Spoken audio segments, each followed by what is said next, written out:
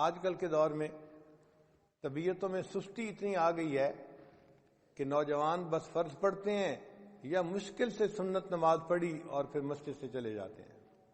وقت بھی ہوتا ہے، کوئی ڈنڈا لے کے سر پہ نہیں کھڑا ہوتا کہ بھئی نکلو یہاں سے، وقت بھی ہوتا ہے، مگر طبیعت کے اندر نفل پڑھنے کا شوق نہیں ہوتا.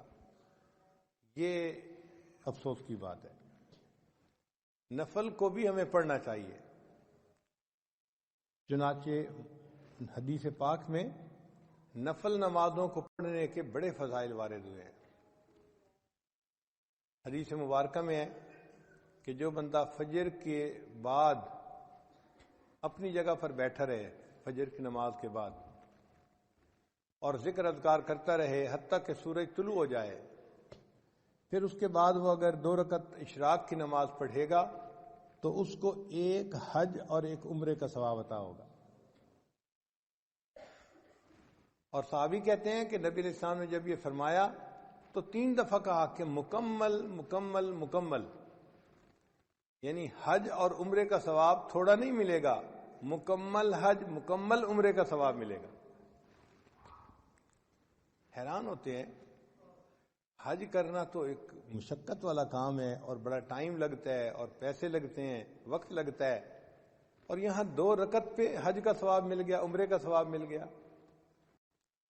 تو علماء نے بات سمجھائی کہ دیکھو، ایک ہوتا ہے ضابطہ اور ایک ہوتا ہے رابطہ.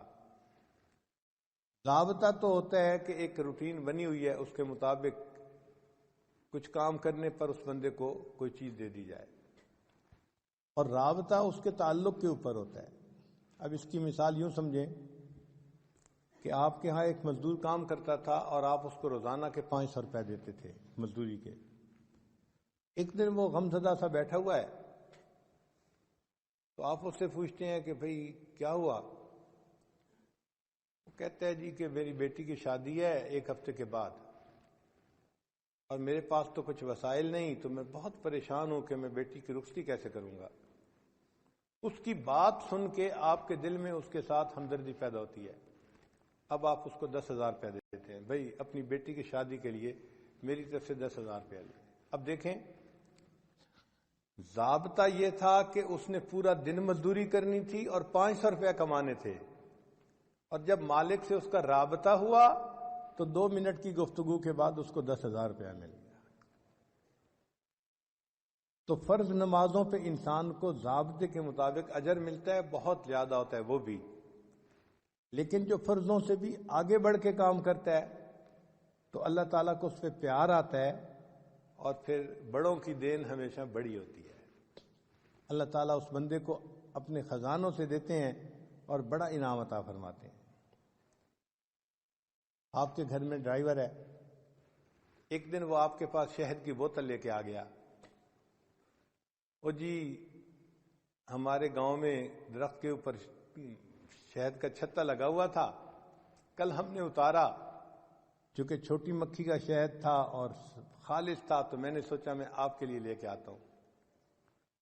اب وہ شہد کی ایک بوتل آیا، لیکن آپ کے دل میں اپنی جگہ بنا کے چلا گیا کہ آپ نے سوچا کہ اچھا یہ مجھ سے اتنا تعلق رکھنے والا ہے کہ اس کو یہ خیال تھا کہ یہ شہد میں اپنے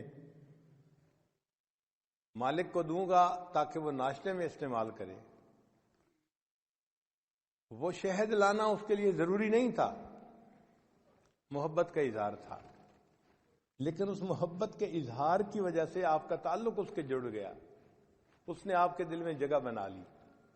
اسی طرح نوافل آپشنل ہوتے ہیں، لیکن جب انسان نوافل ادا کرتا ہے تو اللہ تعالیٰ کے ہاں اس بندے کی جگہ بن جاتی ہے، اللہ تعالیٰ اس بندے سے محبت فرماتے ہیں.